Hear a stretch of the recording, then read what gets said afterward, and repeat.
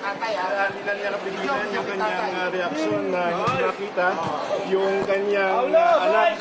Julius, lumusot ka dito. Nay, sir, ano pong nararamdaman natin, sir? Michael mo. Sa baba, hindi pa kaya.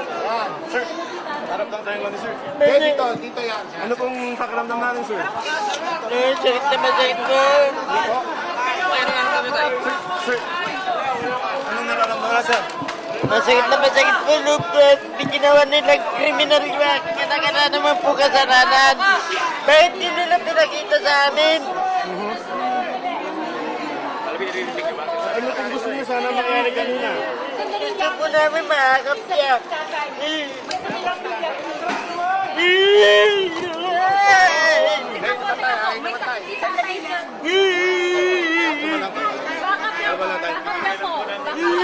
Di ba? Backup lang po. Backup lang po, backup lang po. Bigyan lang po natin ng espasyo si tatay. Bigyan lang po ng espasyo si tatay. Tay, bigyan lang po natin ng espasyo. May humawi. Tatay, lalabas. Bigyan lang po natin ng espasyo. Kaya po tama tayo sa